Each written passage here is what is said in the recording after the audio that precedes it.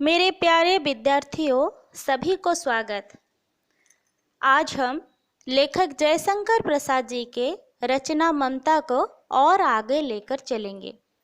हम सभी को पता है, ममता जो कि ब्राह्मण मंत्री चूड़ामणि की विधवा बेटी थी, उन्होंने अपने पिता के हत्या के बाद रोहतास दुर्ग त्याग कर काशी के एक खंडहर पर आ छुपी थी।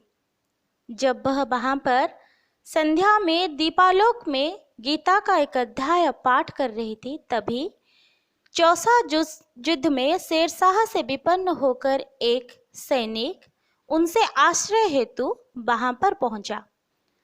तभी ममता ने अपने मन में यह चिंता लेकर उठ खड़ी हुई कि वो उसे आश्रय दे या ना दे, क्योंकि ममता के मन में मुगलों के प्रति एक विरक्ति भाव था। हम सभी को पता है, मुगलों के छल हेतु उनके पिता की हत्या हो गई। इसीलिए ममता विचार कर रही थी कि मैं इस सैनिक को आश्रय दूं या ना दूं। फिर भी उन्होंने अपने धर्म को, भारतीय संस्कार को, अतिथि देवो भवो को याद रखते हुए उसे सहायता करना चाहा। अब आगे देखते हैं क्या होता है।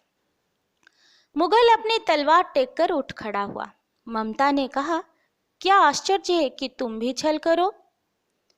जब मुगल जल पिया, उसे कुछ स्वस्थ अनुभव हुआ।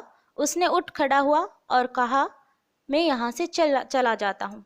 तब ममता ने फिर से अपने मन में संशय लेकर पूछा, क्या आश्चर्य है कि तुम भी छल करो।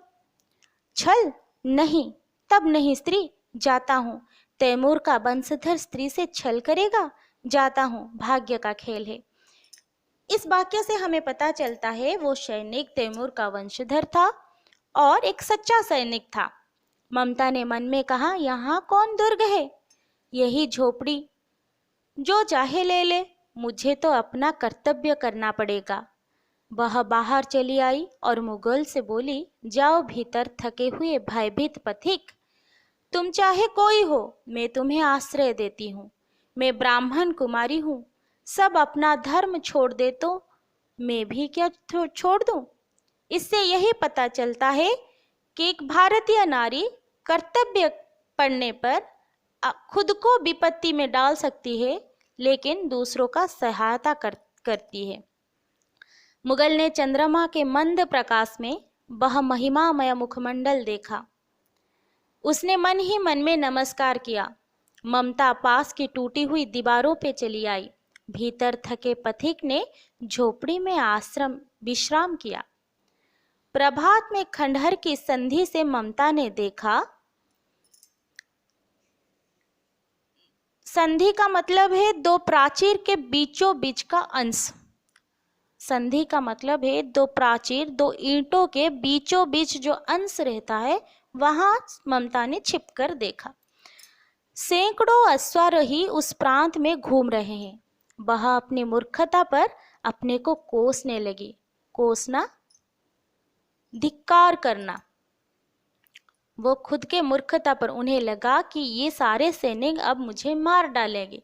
मैंने क्यों इसे आश्रय दिया, इस सैनिक को क्यों आश्रय दिया। उसने खुद को धिक्कार करने लगी।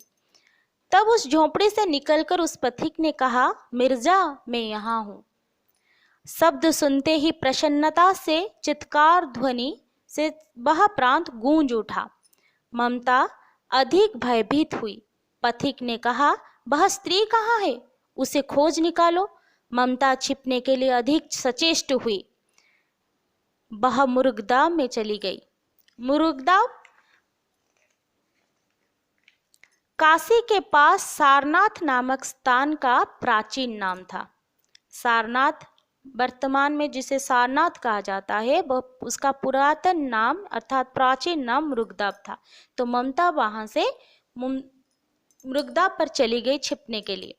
दिन भर उसमें से न निकली, वहां से मुर्गदाव से नहीं आई ममता। संध्या को जब उनके जाने के उपक्रम हुआ तो ममता ने सुना, पथिक घोड़े पर सवार होते हुए कह रहा है, मिर्जा, उस स्त्री को मैं कुछ भी ना दे सका, उसका घर बनवा देना, क्योंकि विपत्ति में मैंने यहाँ आश्रय पाया था। यह स्थान भूलना मत। इसके बाद वे चले गए। आज बस इतना ही। आगे देखेंगे इसके बाद क्या होता है।